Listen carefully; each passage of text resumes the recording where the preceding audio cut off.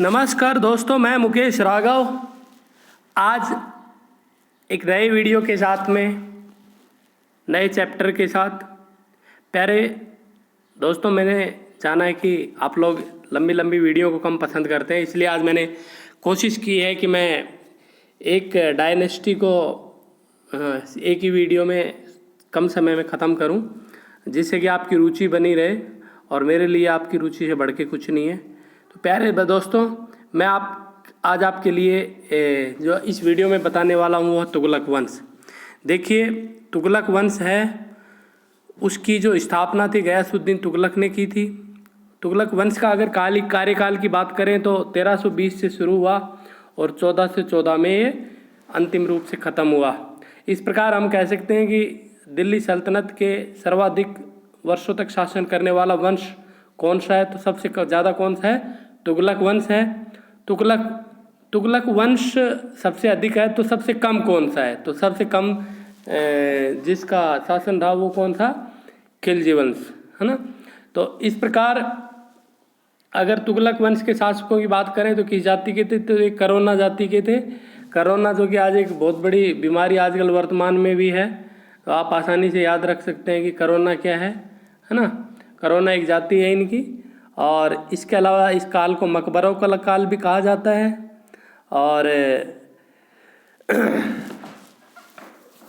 और इस काल में सबसे पहले अगर हम बात करें तो दिल्ली सल्तनत के अंदर जो दक्षिण के जो राज्य थे उनको पहली बार पूर्ण रूप से दिल्ली सल्तनत का हिस्सा बना लिया गया। इससे पूर्व की बात करें तो इससे पूर्व वो दिल्ली सल्तनत के हिस्से नहीं थे, वो एक पार्ट के रूप में थे। और इसमें जब दिल्ली सल्तनत में दक्षिण को राज्यों को मिलाया गया तो सबसे पहले जो मिलाने वाला जो राज्य था वो राज्य था वारंगल।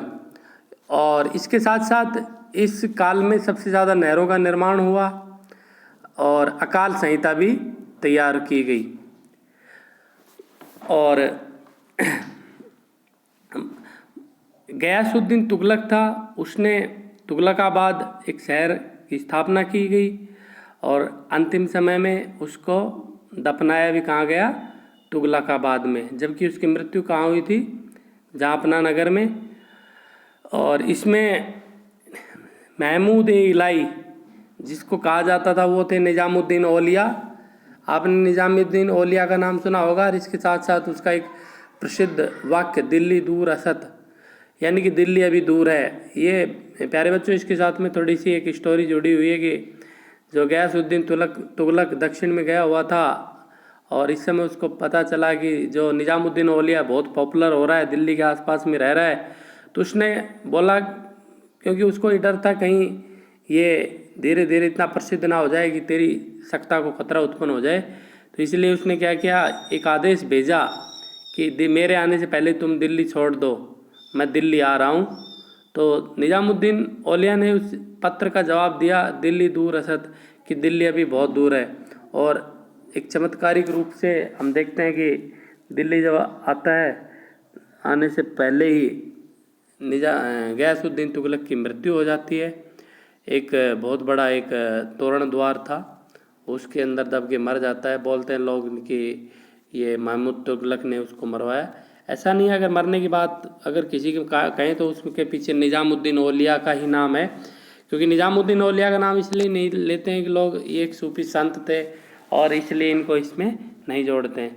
बाकी सच तो ये है कि इन्हीं के साथ उनकी सीधी डायरेक्ट जो कंपटीशन भी बोल सकते हैं और जो झगड़ा था वो इन्हीं से था। तो निश्चित रूप से अगर किसी का षड्यंत्र में अगर योगदान हो सकता है तो वो निज़ामुद्दीन औलिया थे।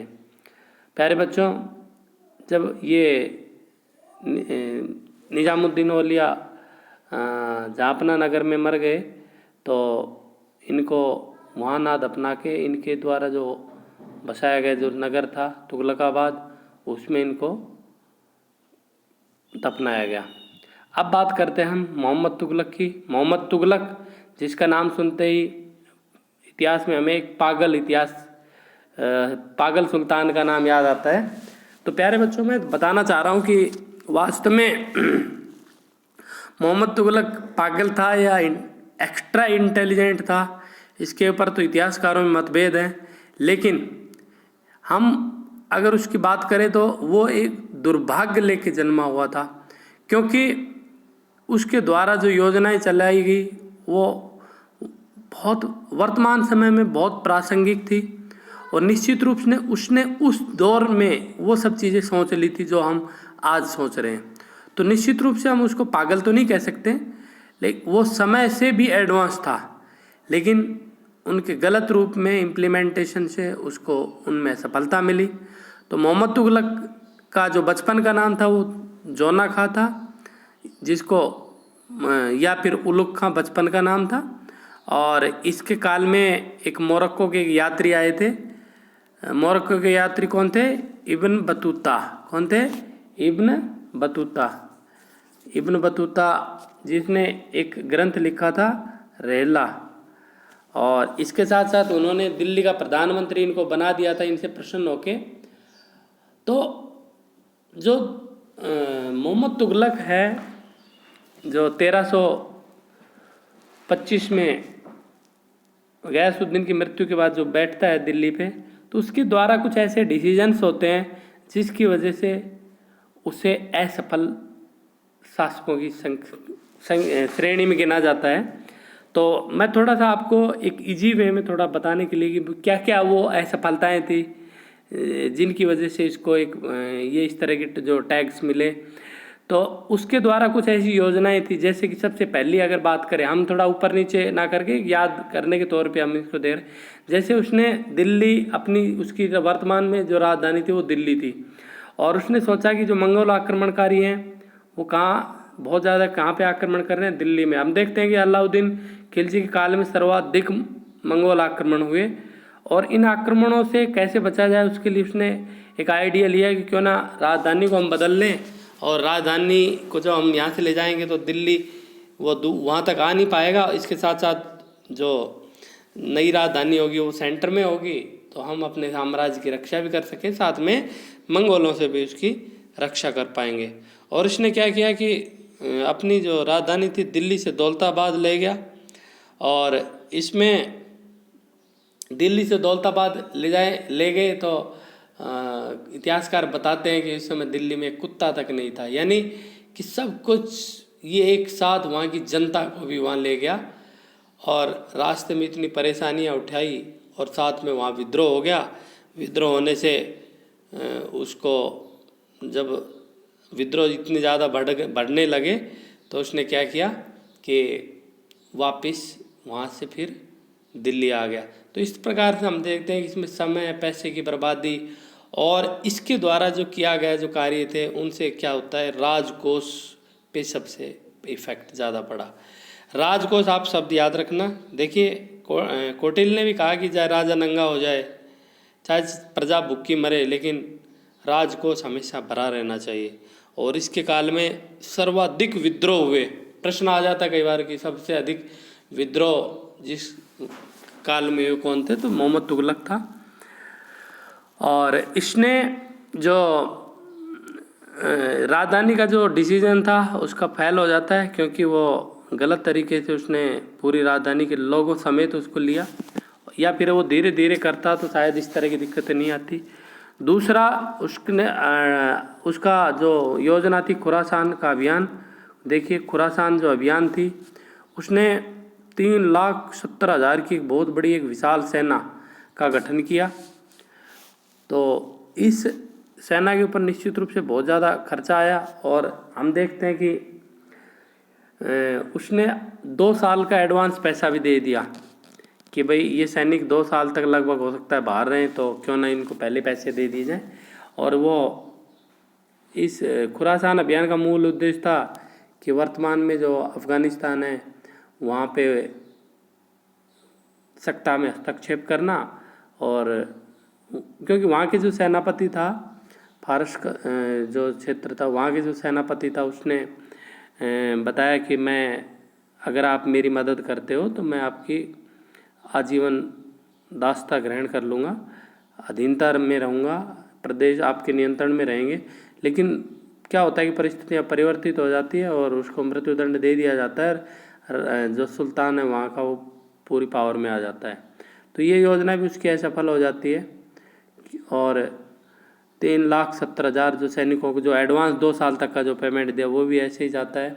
और इसके साथ साथ उसने क्या किया था कि जो क्योंकि उस समय जो हुलिया प्रथा की बात करें तो लास्ट समय में उसके काल में खिलजी वंश के जो आखिरी जो शासक थे उनके काल में अलाउद्दीन खिलजी द्वारा जो नीतियाँ बनाई गई थी उनका पूरी तरह से उनको तोड़ दिया गया। और ये जो हुलिया प्रथा दागने की प्रथा थी वो थी नहीं। अब कैसे वेरीफाई करें कौन सैनिक यहाँ हैं कौन चले गए।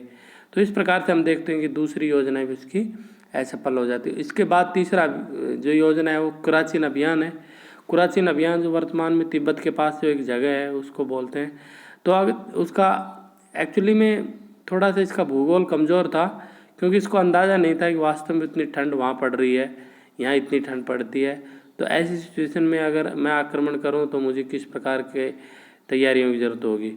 और होता क्या है कि वहाँ कुछ सैनिक ही बचकर वापस आते हैं और सारे के सारे सैनिक मारे जाते हैं। चौथी इसकी जो महत्वपूर्ण जो योजना थी सांकेतिक मुद्रा। तो सांकेतिक मुद्रा की अगर बात करें तो सबसे पहले सांकेतिक मुद्रा का जो चलन था, प्रश्न आ जाता है, कई बार आया भी है, मैंने खुद देखा है कि सांकेतिक मुद्रा का आरंभ करने वाला आरंभ किसने किया। तो आरंभ की बात करें तो सबसे पहले मंगोलों ने इसको स्टार्ट किया था। लेकिन अगर हम दिल्ली सल्तनत में जब हम बात करते हैं तो मोहम्मद तुगलक की बात आती है। और जब सांकेतिक मुद्रा उसने क्या किया कि उस समय मार्केट में चांदी के सिक्के चल रहे थे, खजाने में कमी आ गई थी राजधानी परिवर्तन के कारण, खुरासान अभियान के कारण। तो उसने सोचा कि क्यों ना चांदी के सिक्कों की जगह में तांबे की सांकेतिक मुद्रा चला देता हूँ और लोगों को जब एक तरह एक गारंटी पत्र है और लोगों को जब ज़रूरत पड़े जो कम पैसे में और वो सारे काम होने लगेंगे। अच्छा आइडिया था, इसमें कोई शक नहीं है अगर उसको सही तरीके से इम्प्लीमेंट किया जाता। लेकिन होता क्या दोस्तों कि वो उस टकसाल में जो तांबे के सिक्के चलाए, उन तांबे के सिक्कों पे टकसाल की मोहर लगाना भूल गया। हुआ क्या, लोगों ने घर पे ही बनानी शुरू कर दी। जब सभी जगह सिक्के बनने लगे तो मार्केट में ढेर हो गया सिक्कों का। और इस तरह से क्या होता है कि लास्ट में सुल्तान को लगता है कि इस तरह तो खजाना खाली हो जाएगा और उसने जितने भी जो तांबे के सिक्के थे उनके बदले में चांदी के अपने खजाने से देने पड़े। इस तरह हम देखते हैं कि फिर एक अटैक हुआ उसके राजकोष पे। अब उसको दिमाग में आया कि राजकोष पूरा खाली हो गया है, अब उसको हम भरे कैसे। तो उसके लिए उसने दोआब क्षेत्र में दो नदियों के जो बीच का जो क्षेत्र होता है उसको दोआब क्षेत्र कहा जाता है, उस पर एक्स्ट्रा टैक्स लगा दिया। यार ये अच्छा आइडिया भी था, कोई शक नहीं है इसमें। लेकिन क्या है कि दुर्भाग्य देखो इसका यहाँ भी साथ नहीं छोड़ रहा है। उसने जैसे यहाँ टैक्स लगाया उसी वर्ष यहाँ पे क्या हुआ, अकाल पड़ गया। अब अकाल पड़ गया तो अब जनता त्राही त्राही करने लगी। मदद तो दूर की बात है, टैक्स तो दूर की बात है, उनको उल्टी मदद की ज़रूरत पड़ रही थी। तो उसने एक दीवान कोई विभाग की स्थापना की। थोड़ा नोट कर लें ये, क्योंकि ये प्रश्न आ जाता है। दीवान कोई किसानों की रक्षा के लिए, आप बोल सकते हैं कि अकाल राहत कार्यों के लिए ये विभाग था जिसमें किसानों की सहायता की जा सकती थी। तो इस प्रकार दीवान कोई की जो स्थापना की जिससे कि किसानों को ज़्यादा से ज़्यादा मदद मिले। इसके साथ साथ उसने एक डेसिमल, जिसको एक बिस्वा, 4 डेसिमल में एक बिस्वा होते हैं, एक पैमाना होता है, डिसमिल बोलते हैं जिसको, इसकी भी शुरुआत की। और लेकिन इसके साथ साथ अगर इस सुल्तान की बात करें तो ये एक पहला सुल्तान था दिल्ली सल्तनत का जो होली दीपावली जैसे हिंदुओं के जो त्यौहार थे उनमें भाग लेता था। हाँ, तो ये इसके काल की ये अच्छी बात भी है कि ये, और इसके साथ साथ ये 1000 खम्भों वाले महल में ये रहता था। 1000 खम्भों वाला महल किसने बनाया तो कई बार आ जाता है। तो बनवाया तो था अलाउद्दीन खिलजी ने, लेकिन अलाउद्दीन खिलजी इसमें रहा नहीं कभी भी। तो रहने का जो श्रेय किसको मिलता है यार, मोहम्मद तुगलक को। और इस तरह से, और इसके साथ साथ सैयद सलार महमूद गाजी की एक ये मस्जिद बनवाई इसने बहराइच में, और सिंध में थट्टा नामक स्थान पर इसकी क्या की गई, एक हत्या कर दी गई। और ये हत्या होते ही इसके एक इतिहासकार हैं बर्नी, उन्होंने कहा कि राजा को प्रजा से व प्रजा को राजा से मुक्ति मिल गई। ये याद रखना है कमेंट, ये किसने कहा था, बर्नी ने। तो बर्नी ने बोला कि भाई इस प्रकार ये है कैसा राजा जो अलग अलग योजनाएं चला रहा था, जनता का भला होने की बजाय उल्टा उसका नुकसान हो रहा था और परेशान हो गई थी जनता। और इस प्रकार से इसके मरने से 1451 में इसकी हत्या कर दी गई, और हत्या से राजा को प्रजा से और प्रजा को राजा से मुक्ति मिल गई। प्यारे विद्यार्थियों, उसके बाद फिरोज तुगलक आए, और फिरोज शाह तुगलक ऐसे शासक थे जिनको 2 बार राज्याभिषेक हुआ। और पहले अगर राज्याभिषेक 2 बार की बात करते हैं तो सबसे पहले ऐसा व्यक्ति कौन था, औरंगजेब था ना। और ये पहला एक सुल्तान था जिसने अपनी आत्मकथा खुद लिखी। अभी तक जो भी आत्मकथा लिखते थे वो कौन लिखते थे, उनके शिल्प सलाहकार लिखते थे या फिर लेखक लिखते थे, लेकिन ये खुद लिखी।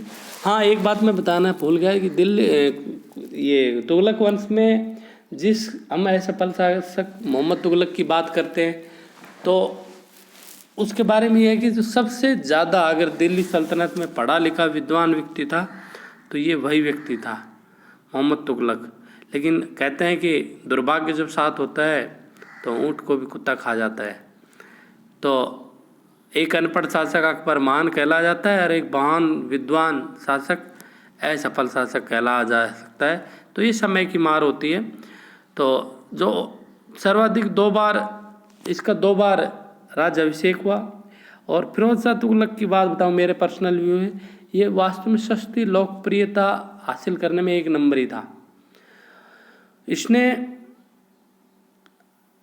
इसने अनेक प्रकार की योजनाएं चलाई।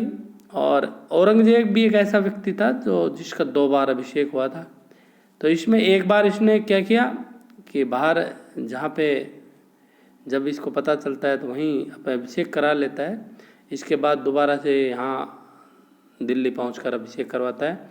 इसके साथ साथ इसके काल में सर्वाधिक दासों की संख्या पहुंच गई थी 1,80,000 तक।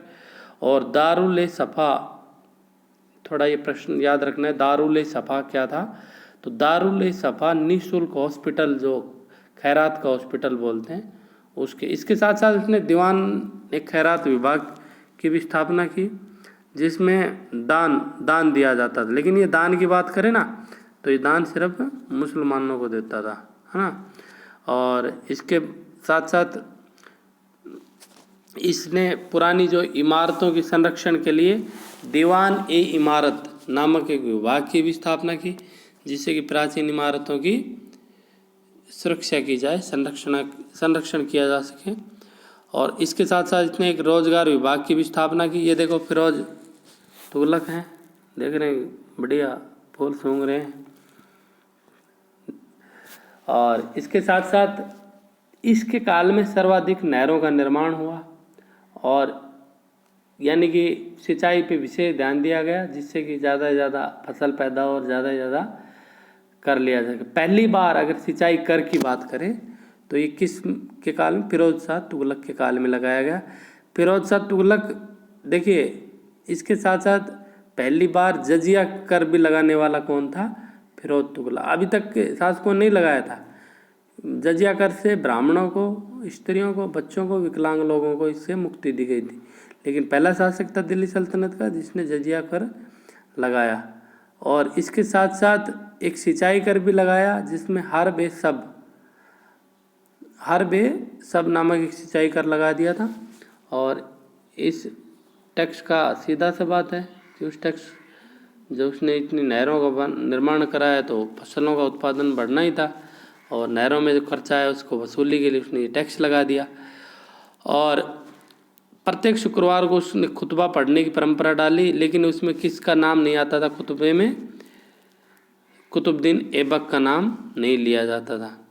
और इसके साथ साथ उसने सौसगनी प्रकार के सिक्के भी चलाए। और कबरुद्दीन औलिया का मकबरा भी बनाया, जिसे लाल गुंबद भी कहते हैं। कई बार प्रश्न आ जाता है कि लाल गुंबद कहाँ है, तो दिल्ली में है ये, तो आपको याद रखना है। दिल्ली की जो मस्जिद है खिड़की मस्जिद, एक बेगमपुरी और एक कला, इसके ये भी सब दिल्ली में ही है। मोहम्मद तुगलक की याद में उसने जौनपुर एक, क्योंकि जौना खां आप देखें उसका नाम बचपन का था, तो उसने जौनपुर का निर्माण कराया, जिससे भारत का सिराज कहा जाता है। अकबर के खिलाफ फतवा जो जारी हुआ था, आपने देखा होगा इतिहास में, वो भी पहली बार कहाँ से शुरू हुआ था, जौनपुर से। कि इस खतबे में क्या था, फतवे में, कि कोई भी अनपढ़ आदमी शासन सत्ता में नहीं बैठ सकता। कारण ये था कि जौनपुर एक विकसित एक क्षेत्र था, एक बढ़िया शहर था जिसमें पढ़े लिखे लोग रहते थे, और निश्चित रूप से एक विकसित शहर के रूप में उसको कहा जा सकता है।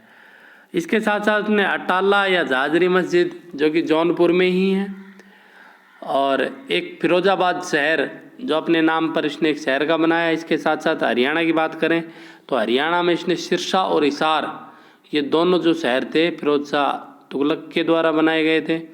और इसके बाद जो दिल्ली में एक फिरोज शाह कोटला एक जो क्षेत्र है, उसका निर्माण भी किसने कराया था, फिरोज शाह तुगलक ने। इसके साथ साथ सब ठीक रहता है, लेकिन हम देखते हैं जब इसके काल में एक महत्वपूर्ण आक्रमण होता है, मंगोल आक्रमण ही है ये भी, तैमूर का।